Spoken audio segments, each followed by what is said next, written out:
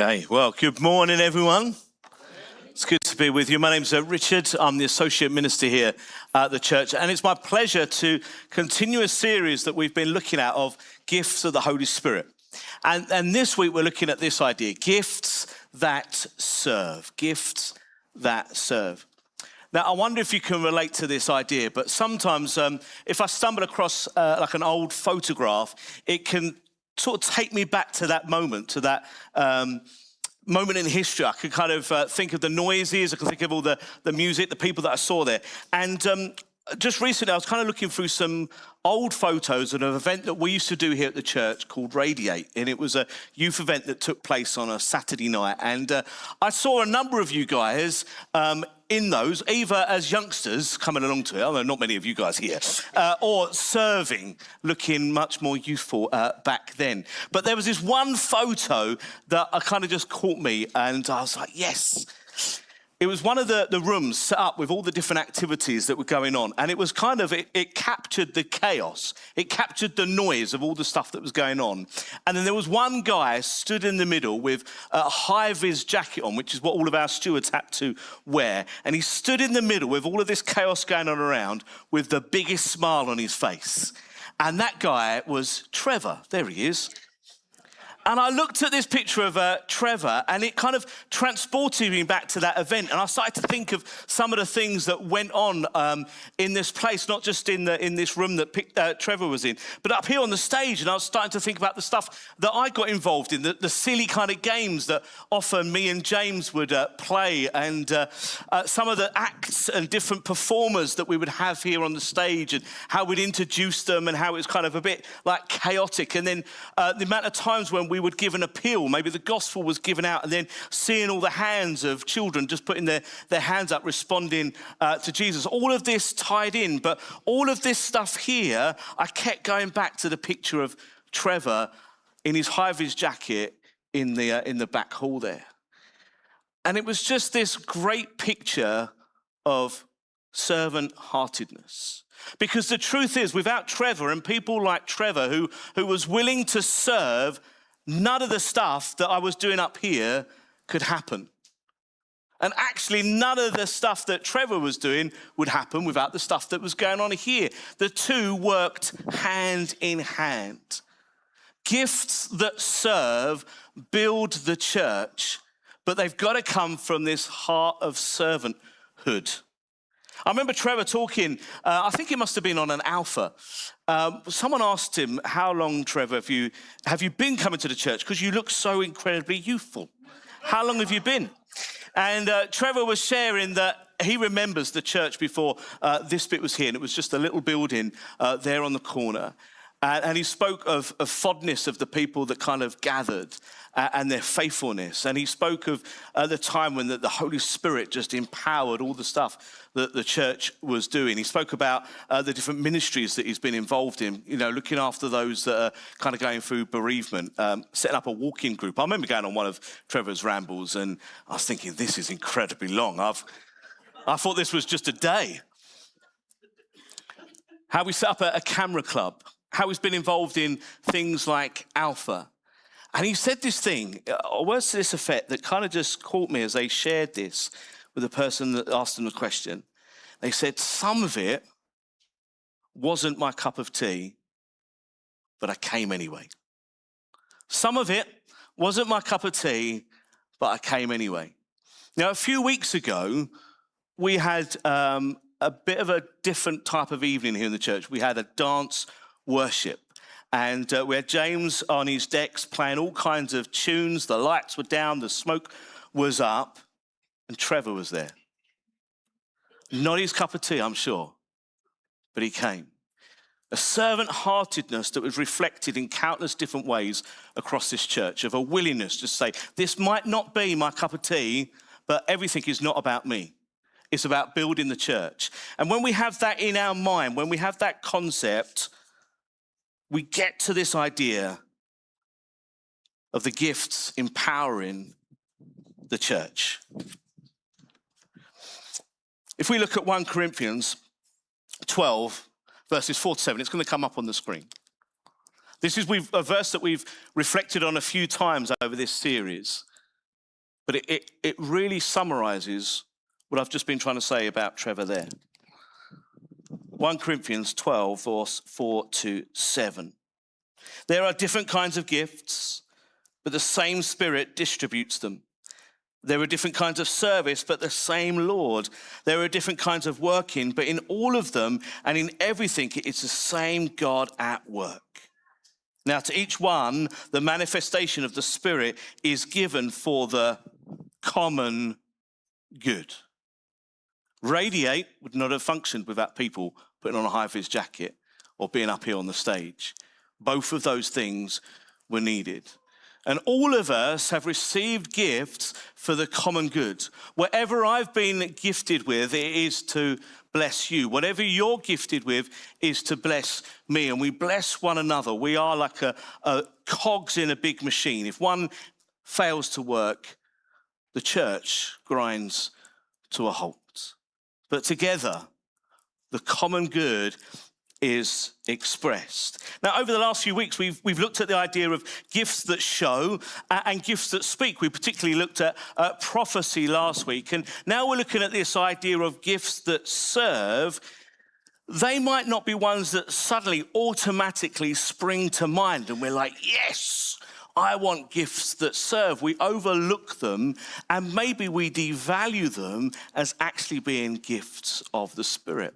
Now, I'm going to be a little bit different today. I want to encourage you guys to get your mobile phones out, because I'm going to ask you guys some questions for you to reflect on at a later date. And it might be helpful for you to take a picture of the screen to ponder these on, because we're going to look at these things, and I want you to work through them at a later date. But the gifts that are described as giving gifts, the New Testament gives just as much value, just as much worth as anything else that we might consider, along with miracles, healing, tongues, all of those things. These have just as much status, just as much weight, just as much importance. And they are these: administration, caring, helping, hospitality, shepherding. That's the first few. You can see that the scriptural references for those there. And then mercy, giving, and serving. Be interesting if I was to ask you guys, what kind of gift would you want? Some of us, in our kind of human kind of nature, might be like, well, I really kind of want to respond. I want to be noticed. I want to be up on the stage. I want to be kind of this, that, and the other. Honestly, most people that are up on the stage are people who have said, I don't want to be on the stage. I can say that for myself. But if your heart response is, I want to be on the stage, you're going to overlook these things, and these things are key, and these things are important. They may not attract attention, but without them, the church simply would not function. Now, a few weeks ago, I shared with you a birthday gift that I was given when I was a youngster. It was a disco light. Do you remember that? And how sadly, after all of these years, 30 odd years, it has now failed. But I've got another light to show you. You ready for this? I always Sundays is my show and tell day. It's this. Look at this. Woo, this, thank you. This is the light from my office. And to be fair, I mainly got it because, of course, it is the little light from Pixar, isn't it? Comes in. It's quite cool. It's quite stylish. It's also incredibly helpful, especially later in the year when our office gets a little bit darker, just to highlight some stuff on my desk, or if I'm looking at a book, it's a great thing to use to read. But at the moment, it's useless. At the moment, it's pointless. You know, when I bought this, it didn't even come with a bulb. I had to put the bulb in it. Did you know for this to actually do anything, I've got to plug it in? It's not wireless. In this day and age, it's not wireless. I've got to plug it in. Now, of course, the plug down there, or the socket that I'm putting in, has got to be powered. How this thing is powered is amazing, because there's loads of cables under here that are unseen. Goes back to a distribution board in there that none of us at the moment can see. It's in a cupboard. I've got no idea when I'm sat in my office what's going on. But then, of course, the power comes through countless lengths of cable different engineers have worked on. There's the other end of the scale, there's all the generation of the power. All of that stuff has got to be in place, all of it unseen, out of mind for this to work. There are things that you guys are doing in this church that you think are unseen, but they are important. They will go noticed as soon as you stop doing them. You are a cog in a machine that helps build the church. And as soon as you step back or stop doing because you feel like you're not noticed, it will be noticed. Paul said it much better than I've just demonstrated with my little Pixar lamp there. In 1 Corinthians 12, which is what we've just been looking at, but in verse 12 onwards, he talks about a body and it says this: just as a body, though one, has many parts, but all its many parts form one body, so it is with Christ. For we were all baptized by one Spirit so as to form one body, whether Jew or Gentile, slave or free, and we were all given the one Spirit to drink. Even so, the body is not made up of one part, but of many. Now, if the foot should say, because I am not a hand, I do not belong to the body, it would not for that reason stop being part of the body. And if the ear should say, because I am not an eye, I do not belong to the body, it would not for that reason stop being part of the body. If the whole body were an eye, that's weird, isn't it? I just picture that little thing from Monsters, Inc. Imagine if you was all an eye, like, ugh, rolling around in dirt, constantly be like gritty. Ugh. Maybe for that reason. Were to sense, where would the sense of hearing be? If the whole body were an ear, where would the sense of smell be? But in fact, God has placed all the parts in the body, every one of them, just as he wanted them to be. If they were all one part, where would the body be? As it is, there are many parts, but one body. The eye cannot say to the hand, I don't need you. And the head cannot say to the feet, I don't need you. On the contrary, those parts of the body that seem to be weaker are indispensable. And the parts that we think are less honorable, we treat with special honor. All the parts that are unpresentable are treated with special modesty, while other presentable parts need no special treatment. But God has put the body together, giving great honor to the parts that lacked it, so that there should be no division in the body, but the parts should have equal concern for each other.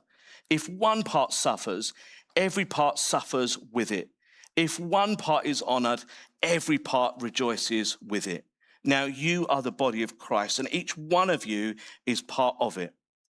And God has placed in the church, first of all, apostles, second prophets, third teachers, then miracles, then gifts of healing, of helping, of guidance, of different kinds of tongues. Are all apostles? Are all prophets? Are all teachers? Do all work miracles? Do all have gifts of healing? Do all speak in tongues? Do all interpret? Now eagerly desire the greater gifts. A simple truth: the Spirit empowers ordinary people to build the church. And what does that look like? Firstly, this truth goes throughout all of our series that we've looked at with the gifts. Every believer is gifted. Every believer is gifted. If I go to 1 Peter 4:10, says this: each of you should use whatever gift you have received to serve others as faithful servants of God's grace in its various forms. Each of you. It doesn't say just a few. It doesn't just say those that have been a Christian for a number of years, those that have attended Alpha, those that kind of go the extra mile and become members of a church. It doesn't say that. It just says each of you. So that means that every single one of you that knows and acknowledges and follows Jesus Christ has been given something that is for you. You have received it. It's not something that you've earned or chosen for yourself. I reckon if it was down to us choosing the giftings to ourselves, we'd be like, I want that one, I want that one, I want that one. But God's actually saying, no. This is the one that you need. This is the one that I'm going to build my church with. And you know, I know you, and I know what you can handle, and I know what you're good at. And so this one is for you. For what reason? To serve others. every gift that we've looked at, and ultimately ones we're going to unpack a little bit more in a moment, are to serve one another. So every believer is gifted. Second point is this: the gifts can be practical. The gifts can be practical. If we look at Romans 12, verse 3 to 8, says this: "For by the grace given to me, I say to every one of you, do not think of yourself more highly than you ought, but rather think of yourself with sober judgment, in accordance with the faith God has distributed to each one of you. For just as each of us has one body with many members, and these members do not all have the same function, so in Christ we, though many, form one body, and each member belongs to all the others. We have different gifts according to the grace that we've been given. If your gift is prophesying, then prophesy in accordance with your faith. If it is serving, then serve. If it is teaching, then teach. If it is to encourage, then give encouragement. If it is giving, then give generously. If it is to lead, do it diligently. If it is to show mercy, do it cheerfully." So here, Paul adds on to the things that maybe we've already looked at.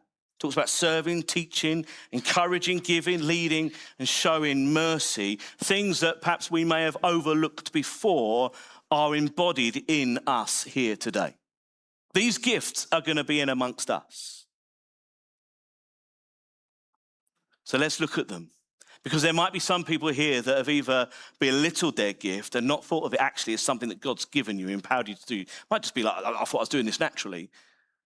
Might be that actually you're really not too sure. And we've talked about some of these other things and you thought, yeah, that's great, but I'm not a prophet. I'm not into prophecy. I can't do this, I can't do that.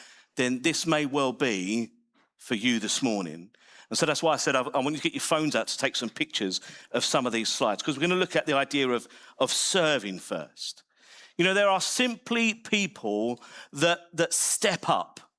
There are people that just step up and get involved, even if it's not their cup of tea. They've just got this natural thing. I want to get involved. I want to help. I want to serve.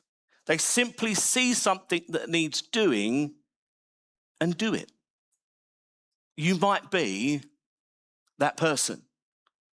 You might come in and just think, actually, some of the stuff in the room is just a little bit out of place. I'll just tidy that up, or I'll see some things around the building that just need sorting out, or I see someone doing something there. I can step in and I can support them in that. When I think of serving, I think of people like our sound team. Sam's up there, Bob's up there at the moment, and then we've got Wayne, we've got Chris as well, that are often the first ones in the room and the last ones to leave. They get all of their stuff out when most of us are still in bed on a Sunday, because there is a 9 o'clock service. You might not have known that. There's an earlier service. They get all of this stuff out. They make sure it works. They make sure it functions. They make sure it's in the right place at the right time for the right people. They might move some of the chairs if chairs need moving around. They go the extra mile because they want to see the church built, because that stuff is unseen. We just think it's up here. We just think all of these chairs just appear when it's Danny that puts them out, because he wants to see the church built. When I think of serving, I think of people like Miriam. There she is. Miriam, who will cook meals to bless other people, or to enable a ministry to take place. I think of people like Jan. I don't know if Jan's here, Martin's here, who will just someone needs a cake, she's making it. The ministry needs to function mainly on cake. She's there doing it. I'm allowed to mention my wife. Think of Colette, who will last autumn, when we were all down at the school, even though she was poorly and all that, made sandwiches so we could carry on setting up and doing what we were doing down at the school. There's people that just serve, people that step up. I think of people like Irene Chambers. If you know Irene, she's just been a faithful, committed servant of this church. And a while ago, we used to run a luncheon club on a Tuesday, and sometimes Irene would disappear. Not like some sort of magic trick. She would just go off. And you think, where's she gone? And you realise that she's plating up food and taking it to the people that couldn't come to the luncheon club. She still does things like that. She can't drive because she started to lose her eyesight. She still goes out and about. She comes up here to help at the preschool. She's servant-hearted. There's people on our pastoral care team that will go the extra mile for people, that will go and do their shopping for them, that will go and visit them in hospital, go and take communion with them. And if it's you, and I've not named you, you know, you get seen. All of these things are great. So you reflect something amazing about Jesus. You think these are unseen, but these unseen things speak more about Jesus than often the things on the platform. Because Jesus came to serve, not be served. Those that serve the meals at Alpha, generally, that is often the most talked about thing on Alpha. Who are those guys that were doing the meal? Because they look like they're having a great time. How can I get involved in that? Because they're seeing you guys serving. So ask yourself these questions. These are the questions you can think about if this is kind of where you're thinking. What do I see that no one else notices? What do I see that no one else notices? Secondly, what could I do that would lighten someone else's load? It might be that you just see someone up here faithfully getting all the chairs and tables and things out like that, and you think, how can I help them? How can I get involved in that? Sometimes it's pretty obvious. The other thing is, where do I sense joy when I help? It might be that you've come up to help a youth club and you think, actually, I get something out of this. That's okay. You can enjoy serving. Where do I sense joy when I help? The next thing is helping, which is kind of, it's similar. It's these believers that strengthen others. We've got an example of this in Exodus. In Exodus 17, verse 10. So Joshua fought the Amalekites as Moses had ordered. And Moses, Aaron, and Hur went up to the top of the hill. As long as Moses held up his hands, the Israelites were winning. But whenever he lowered his hands, the Amalekites were winning. Imagine that. Imagine if I said to you guys, you keep your arms up, and as long as you do, England are going to carry on winning. And you think, fantastic. And then it goes into extra time, and you're thinking, So your arms just start to lower, and as soon as that happens, the enemy just starts to win in this case. But what happens here, people draw alongside him to help. When Moses' hand grew tired, they took a stone, this is Aaron and Hur, put a stone and put it under him, and he sat upon it. They held up his hands, one on one side and one on the other, so that his hands remained steady until sunset. It wasn't just a short thing, we'll just hold his hands.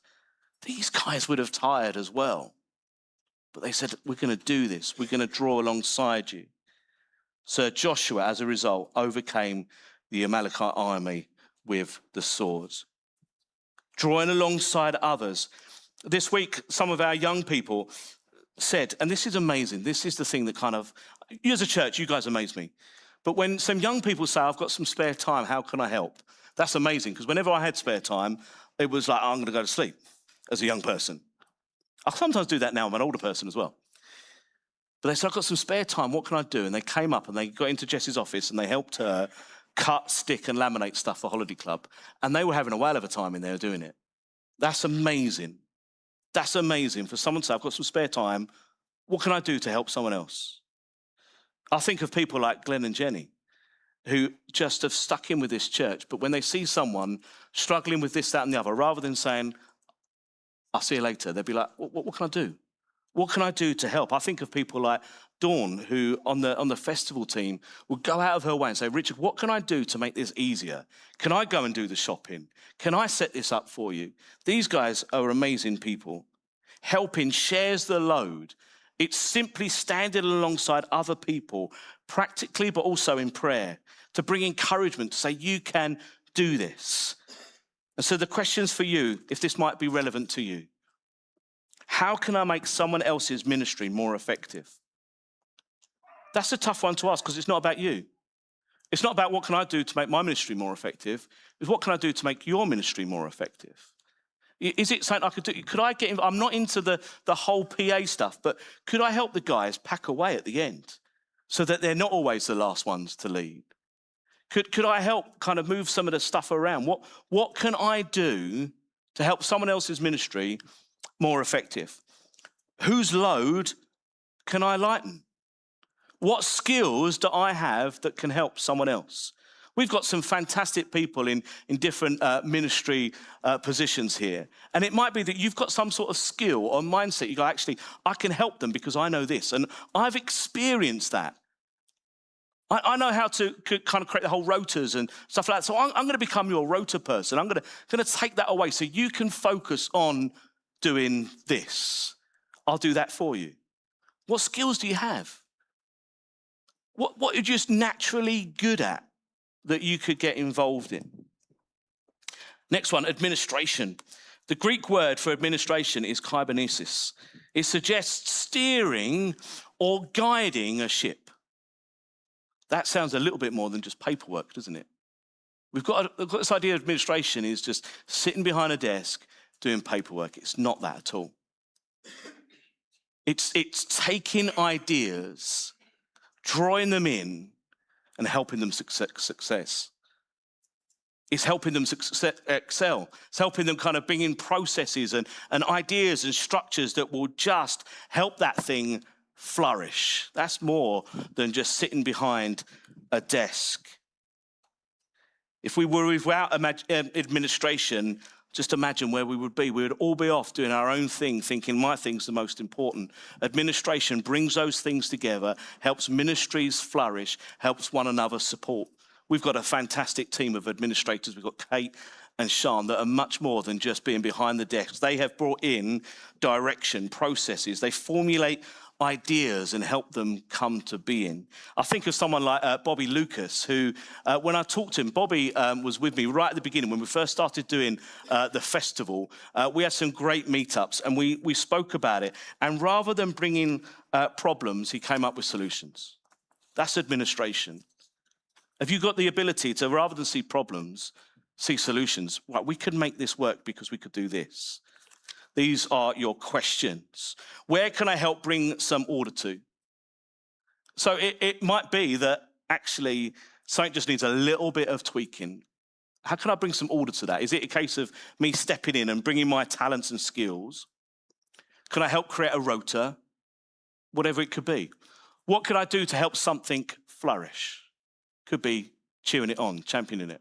What processes do I know that would help someone else? Now, Romans goes on and he starts to talk about not just these idea of the gifts, but we can start looking at the heart behind these gifts, because each of these will only get so far on our own terms. Because there will be times when we do the administration and we spend hours on a task and it still doesn't work out the way that we thought.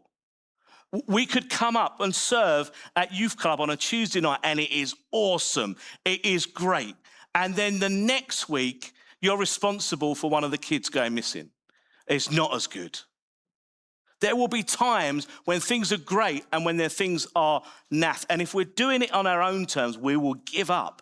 But if we've got a heart that just says, I'm going to keep on going because I'm serving Christ and I'm serving others, we will keep on going. And so we've got to have a heart behind these gifts. And then the first one is this, is mercy. Mercy. There's some people that are just naturally drawn by their heart to other people. Some Christians are just absolutely fantastic at noticing other people that are in pain or are struggling. They're great at just pointing out someone, go, hang on, how are you? Are you okay? They'll ask those questions rather than, let me tell you about my week. How are you? Have you ever been out shopping with someone who is just kind of concerned and connected with other people? You know, when I go into the supermarket, although sometimes it is my escape time, I don't like to hang around too long in the supermarket. Get in, get out. That's bloke shopping, isn't it? We know where the sugar is, we know where the eggs are, we know where the flowers. It's annoying when they move them, but we're still on it. If you go with someone who's concerned about other people, you're in there for a day. Because they see people who notice, they see someone who maybe is like struggling to reach something, and they'll say, can I help you with that? They'll see someone who's got an obvious injury and say, look, what happened there?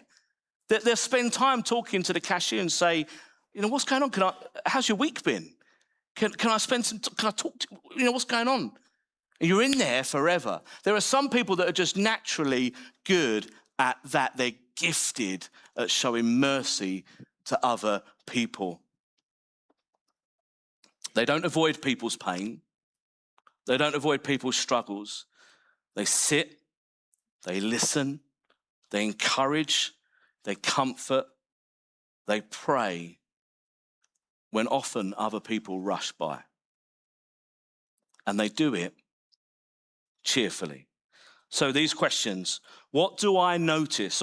Who do I notice that others don't? That should be who. Who do I notice that others don't? When you're in the supermarket, when you're in the church, when you're in life, who are you noticing that others aren't really connecting with? Another question, what moves my heart? What is it simply that kind of goes on? When I see someone struggling, when I drive past someone who's struggling in the street, does that move me? What's going on here? And how do I respond to someone else's pain? I'm rubbish at this. I'm a man. That's not an excuse, but sometimes I'm rubbish at this. If Colette is sharing to me what's going on, and it gets awkward sometimes. And I'm like, I want to break that. And so I'll say something fun. Well, I think it's funny. Often it's not helpful. Not helpful. Whereas someone who's got the gift of mercy will say, tell me more about that. How does that make you feel? What's going on? What led you to that place? So there's your questions. The next one is giving. Now, we're all called to give. We're all called to give, and I don't want to make this thing about finances, but as a church, we need to be resourced by finances. They enable us to do all the things that we do, but it's more than that. We're all called to give, but some of us have a real deep heart ability to give, not just financially, but they're the kind of people that say, whatever I have is yours. Whether that's my time, whether that's my resources, whatever I own, it's yours. It's a bit like an episode of Neighbours. None of them lock their front door, do they? They just walk in. Whatever I have is yours. That sounds a little bit like the early church, where they all sold whatever they had, so none were without need. That's interesting, isn't it? No strings, no agenda, no transaction, to give and not expect anything back. So giving. Ask yourselves this: do I look to give what I have rather than hold on to it? Do I look to give what I have rather than hold on to it? And it can be in all kinds of ways. It could be that actually you've kind of, your home, you don't see it as necessarily something that's yours. You just say, how can I use this to bless other people? Could I host a life group? Could I do X, Y, and Z? Could I invite some people back after church on a Sunday? Can I do something with my home rather than just say, right, once I'm in my home, door shut, windows closed? Do I find joy in meeting someone else's need? That's crucial. If you give to someone in need and then you resent it, that's not great. If you give someone a microwave because they need a microwave and you're like, oh, why did I give them that microwave? That's not finding joy, is it? That's very simple. When you give and you meet someone's need, how do you find joy? The second one, or third one, do I see what I have as a tool to connect with other people? What is it that you've got that you could use to connect with other people? Have you developed something? Are you great at playing the drums? Are you great at playing the guitar and you could teach someone else? You could give your time, you could give your talents over to someone else. Hospitality is more than just entertaining friends, because we can all love that. We love it even more when we can shut the door and tell them to go home. It's more than just entertaining friends. It means loving the stranger. It means making space in your lives to welcome those outside. It's creating a space that says, you belong here. It means going the extra mile. It dusts down the feet of the traveller. It takes their coat and it makes them feel at home. If you are in a life group where the life group host is gifted with hospitality, you know it. They're just really good at it. They just make sure that you've got the best seat in the house. They've kind of got the cakes kind of lined up and ready on the table, just warm out of the oven, Miriam. Jan, whoever she is. They're asking people, is it too hot in here? Is it too cold? Are you okay? Can you see the telly? Can you not? Have you got your Bible? Can I lend you my Bible? They make the place welcoming. That's true in here in the church. That's true here as well. Can I show you to your seat? Can I make sure you can see? Can I make sure that you can hear? It goes the extra mile. So these are the questions. Do I notice when something feels cold and uninviting? Do I put myself in the mind of the guest? What can I do to welcome the stranger? Do I put myself in the mind of the guest? How does someone else see what we do here? Do we make sure that we explain it to them? Do we make sure that it's kind of welcome and engaging to them? Is it too hot? Is it too cold? These are the kinds of questions you might be pondering as you come in. How would a guest feel? Shepherding. Well, we're coming into land. It's okay. We're all called to care for people. Jesus didn't say, oh, it's okay. You can hate a few people. So we're all called to care for people. But some of us are just really good at it. Some of us are great at encouraging. Some of us are really good at drawing alongside people. And this is a gift that can be expressed everywhere and anywhere. You might already be doing it in your workplaces, in your homes. You sit down with people, you listen to them, and get this, you journey with people. It's not just about a quick fix, but you journey with people. It's certainly not just for the pastors, it's for all of us. Certainly not just for your life group leader, it's for all of us, but some of us are just good at it. So ask these questions. Do I notice when someone drops out? Who's not sitting next to you this morning that normally would be? Now, for some of you, you'd be like, I need to message that person. Some of you might not have even noticed. But for some of you think, yeah, they're not here today. I'm going to catch up with them. Do people tend to open up and talk to me? If no one talks to you, no one shares anything to you, you're probably not giving a very welcoming, shepherding vibe. But if people are just going, Rich, I've got this problem, or I want to share this with you. Can we talk about this? Can we work it through? And do I walk with people for the journey, for life? Or do I just provide a quick fix? I'll go and look on Google on that one. The church grows when every member plays its part. We're all gifted. All of these gifts are expressed in all of us in this room. And if we're not great at hospitality, the church will grind to a halt. If you don't give of your time, talent, and finances, the church will grind to a halt. If we're not good at looking out for the stranger, the church will grind to a halt. But all of us working together, we get the job done, which is a Bob the Builder reference that just played in my mind. All the gifts matter because the Spirit empowers ordinary people like us to build the church. And as we draw to a close, I just wonder if you can just close your eyes just for a moment. I just want to pray for a couple of people here, a couple of groups of people. I think that there's some people that have just really considered what they do really as unnoticed. And it might be that you're thinking, I'm going to give this up. But I want to say to you, it is pivotal. for the church to function. And I hope you've been encouraged, and I hope you feel built. And I don't want to see you give up. I want to see you persevere and carry on so that the church can be built. Maybe there's some of us here that when we thought about gifts of the Spirit, it has been about all of these other things that we've looked at over the last few weeks, and you've not considered these things. And so you've kind of thought, when we've talked about all that other stuff, I haven't received a gift from the Spirit.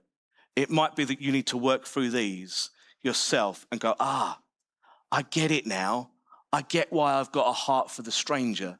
Or I get why I seem to notice things that other people don't. Or, I get why I'm just really good at ordering things and sorting things out. Then this was for you. And there might be some other people that have just fallen in to the whole idea of comparison, where you've gone, I wanted to be that, but I'm this. But God's saying, yeah, you're this for a reason. And I gave that gift to you. You didn't choose it. You certainly didn't earn it, but that's what I have given to you. Father, just thank you that you gift to your children in so many different ways. There's something beautiful in each of these gifts, but there's something even more amazing when they come together, because it builds family. It builds a church that blesses a community, that impacts a nation. And help us to respond. And the final thing you can do this morning, while you've still got your phones out, is to scan the QR code on the chair in front of you.